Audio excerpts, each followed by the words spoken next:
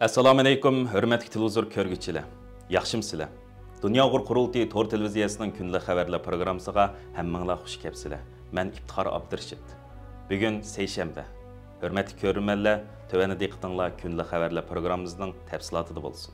O'tgan shanba, ya'ni 4-yanvar kuni chaqirilgan Dunyo Uyg'ur qurultiyi vakillarining 2025-yildagi tunji qatimliq to'r yig'inida 2024-yili 10-oyning 24-kunidan 27-kunigacha Bosniyaning poytaxti Sarayevoda chaqirilgan 8-ci navbatlik Dunyo Uyg'ur qurultiyidan buyon qurultayning yangi rahbarlik heyetining dunyo miqyosida ilib borgan faoliyatlari qisqacha xulosalab o'tilish bilan birga qurultay vakillarining da'voyimiz va qurultayimizga munosabatlik turli taklif fikrlari anglab o'tildi. Shundaqla qurultayimizning bundan keyingi xizmatlar haqida strategik o'rinlashtirishlar ilib berildi. Qurultay raisi Turg'unjon Alovuddin apandimning bevosita riyosatchiligida chaqirilgan bu qatimliq vakillar yig'inida oldi bilan 2024-yili 12-oyning 29-kuni kasallik sababidan Olmati shahrida 86 yoshida vafot bo'lgan Dunyo Uyg'ur qurultayining sobiq bosh maslahatchisi, elga tonilgan jamoat arbobimiz, yozuvchi va jurnalist Rizo Samidi apandimning shundaqla Xitoyning turmalarida jazo lagerlarida vaqtsiz hayotidan ayrilgan bütün aziz şehitlerimizning ro'yi uchun Qur'on tilovat qilindi. Arqadan istiqlol marshimiz bilan boshlangan yig'inda so'z qilgan Turg'unjon Alovuddin apandim, Bosniyada chaqirilgan 8-navbatlik umum vakillar qurultayidan buyon qurultayning hayoti kuchga to'lgan va tixim yoshlashgan yangi rahbarlik heyetining yangi hayajon, jasorat va ishonch bilan Dolqin Isa apandim boshchiligidagi 7-navbatlik qurultay rahbarlik heyetining ish izlariga vorislik qilib, xalqaro sahnalaridagi va dunyo miqyosidagi faoliyatlarini izchil davomlashtirib kelganligini, 8-navbatlik Dunyo Uyg'ur qurultayining yangi rahbarlik heyeti saylanib chiqqan qisqagina 2 oy vaqt ichida qurultayning sobiq rahbarlarining butun kuchi bilan qo'llab-quvvatlashi va yaqindan moslashib berish natijasida qurultay vakillari o'maklarining Argentina, Meksika, Albaniya, Makedoniya, Qatar, Janubiy Afrika qatorliq ellarni ziyorat qilib, Uyg'ur davosining bu ellardagi asosini turg'izish va ta'sirchanligini oshirish uchun jiddiy harakat ilib borganligini, qurultayning chaqiriqi va o'rinlashtirishi bilan Sharq Turkiston Islom Jumhuriyati qurilganligining 91 yilligini, Sharq Turkiston Jumhuriyati qurilganligining 80 yilligini xotirlash faoliyatlarining har qaysi ellarda ilgirki yillarga qaraganda texmi zo'r ko'lamda o'tkazilganligini, bo'libmi Amerika Uyg'ur birlashmasining uyushtirishi bilan Amerika Davlat Majlisida tunji qatim Jumhuriyat kunini xotirlash faoliyatining o'tkazilishining muhojiratlik xalqimizga zo'r umid va ishonch baxsh etganligini, yana shundaqla 9 dekabr Uyg'ur irqiy qirg'inchilik xotir kunining 3 yillik munosabati bilan butun dunyo miqyosida bir tutash holda turli shakllardagi xotirlash faoliyatlarining o'tkazilganligini, buningga masalda 9 dekabr kuni qurultayning uyushtirishi bilan Janvadagi BDT binosi oldida qattiq sovuq qarmasdan Xitoyning irqiy qirg'inchilikqa qarshi namoyish o'tkazilganligini, Uyg'ur akademiyasining uyushtirishi, Dunyo Uyg'ur qurultiyi, Uyg'ur harakat tashkiloti, Amerika Uyg'ur birlashmasi, Uyg'ur kishilik huquq qurilishi, Uyg'ur tadqiqot markazi qatorliq tashkilotlarimizning moslashib berishi bilan 9 dekabr Uyg'ur irqiy qirg'inchiligi xotir kuni munosabati bilan Amerika Davlat Majlisida va Amerika Tashqi ishlar ministrligida Uyg'ur irqiy qirg'inchiligiga qarshi turish haftaligi faoliyati o'tkazilganligini, bo'libmi qurultay ijroiya komitetining raisi Ro'shan Abbos xonimning 7 va 8 dekabr kunlari Qatarning poytaxti Dohada ko'plagan ellarning yuqori darajalik rahbarlarining qatnashishida o'tkazilgan Doha munbirining 22-navbatlik yig'iniga alayda taklif bilan qatnashishining Uyg'ur masalasining islom dunyosidagi ta'sirini oshirishda favqulodda muhim ahamiyatga ega ekanligini eslatib o'tdi. Arqadan yig'inda so'z qilgan Ro'shan Abbos xonim 8-navbatlik Dunyo Uyg'ur qurultayining yangi rahbarlik heyetining qisqagina 2 oy vaqt ichida qo'lga keltirgan yuqoridagi muvaffaqiyatlarni to'liq muayyanlashtirish bilan birga qurultay ijroiya komiteti tarkibidagi har qaysi komitet va markazlarning mas'ullarining o'zlarining majburiyatlarini ado qilish uchun zo'r g'ayrat ko'rsatayotganligini tilga ilib o'tdi.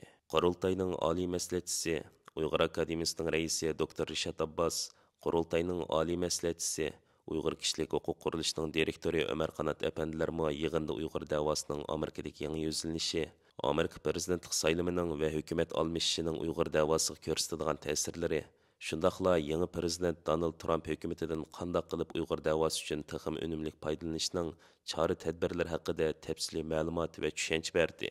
Qurultayning sobiq raisi Dolqin Isa apandim yig'inda qilgan so'zida Yevropaning navbatdagi vaziyati, Yevropa ittifoqining va Yevropa birligiga a'zo davlatlarning Xitoy qaratgan strategiyasi, Uyg'ur masalasining BDTdagi yuzlanishi, dunyoda jarayon qilayotgan urushlar, to'qinishlar va krizislarning Uyg'ur davosiga ko'rsatadigan ta'sir qatorliq mazmunlarda tafsiliy tushuncha berish bilan birga Uyg'ur davosi uchun xalqarалық fursatlardan qandoq qilib texim unumli foydalanғалы bo'ladi degan masalani cho'rdigan asosda o'zining qarash va tushunchalarini o'tirib qo'yib o'tdi. Yig'inda yana Dunyo Uyg'ur qurultayining Qozog'istondagi oliy maslahatchisi Qahramon Xo'jambardi apandi Xitoyning O'rta Osiyoda kundan kun kuchayib berayotgan ta'siri va O'rta Osiyodagi Uyg'urlarning milliy alayidliklarini qo'g'dab qilishning konkret choralari haqida o'zining qarashlarini o'tirib qo'yib o'tdi. Qurultayning sobiq muvaqqat raisi doktor Erkin Akram apandimmo yig'inda qilgan so'zida Suriya vaziyati va Suriyadagi Uyg'urlarning taqdir masalasi haqidagi qarashlarini o'tirib qo'yib o'tdi. Qurultayning bosh taftishi doktor Abdukarim Abdurahmon apandim yig'inning oxirida qilgan so'zida Qurultay rahbarlarining, shundaqla vakillarining Qurultay tarafidan bekitilgan tashkiliy tuzum va prinsiplarga qattiq amal qilishning muhimligini alohida ta'kidlab o'tdi. Xitoyning Chag'an bayrami atalmish Junxo millati o'rtaq yangi gavdasi barpo qilishning vositasiga aylanib majbur umumlashtirilayotgan Sharq Turkistonda doiralar bu yilmi Xitoylarning mazkur milliy bayramini rayondagi Uyg'urlarni asos qilgan musulmon turkiy millatlar bilan birlikda dog'dug'liq kutib olishning tayyorligini boshlagan. Xitoy hukumat taratqullarining qayd qilishicha, atalmish Uyg'ur Abnum rayonlik partikom bu yil 28 yanvardan 4 fevralgacha tabriklangan 2025 yillik Chag'an bayrami mezgilida har millat ommasi atalmish Junxo millatining esil madaniyat an'analarini namoyon qilishni, rayonga texmi ko'p sayohatchi jalb qilib, istimalni jonlantirishni o'tirib qo'ygan.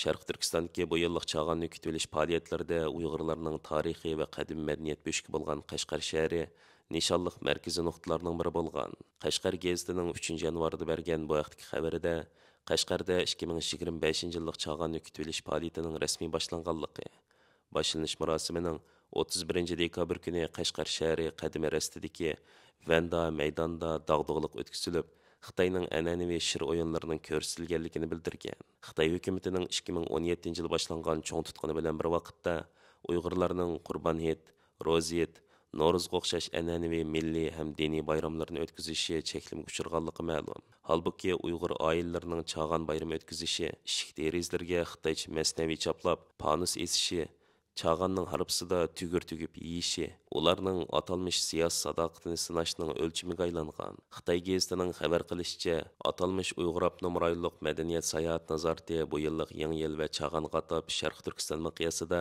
727 maydon nahiya shahardan yuqori darajalik madaniyat sayohat faoliyati uyushtirgan. Shundaqla yez qishloq aholilarini panus saylisi, Changchili o'yinlarini o'z ichiga olgan atalmish Junxo millatining esil madaniyat an'analarini namoyon qilishga o'rinlashtirgan. Xitoy hukumati bu faoliyatlarning millatlar ittifoqligini olg'a surishni maqsad qilganligini qayd qilsa-mu, lekin bu Beijingning Uyg'urlarni majbur assimilyatsiya qilish planining bir partisi deb qaralmoqda.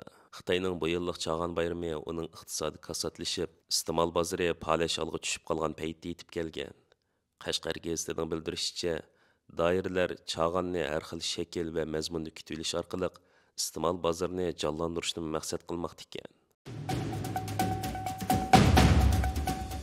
Hindiston diplomatik kanallar orqali Xitoyning vatanimiz Sharq Turkistondagi Xotan viloyati tavasida, ya'ni Xitoy Hindiston chegarasidagi egilik huquqi talash tartish qilinayotgan Oqsaychin rayonini o'z ichiga olgan Sazgur rayonida yangidan ishki nahiya ta'sis qilganligiga norozilik bildirgan. Xitoy hukumat taratqullari 27 dekabr kuni Xitoy markaziy hukumatining tasdiqlashi bilan atalmish Uyg'ur Abnum rayonining Xotan viloyati tavasida Xan va Xkang nomli ikki yangi nahiya qurilganligi, Xotanning Shaydulla bozori bilan Qizil Yo'lg'on bozorini bu nahiyalarning markaz qilib bekitganligini xabar qilgan. Halbuki bu nahiyalardan Xan nahiyasining ko'p qism zaminni tashkil qilgan 38 ming kvadrat kilometr ko'lamdagi tuproq Oqsaychinga tava bo'lib, Hindiston hukumati bu zaminni Xitoyning qonunsiz egallab olganligi, bu zaminning egilik huquqining Hindistonga tava ekanligini da'vo qilib kelgan edi.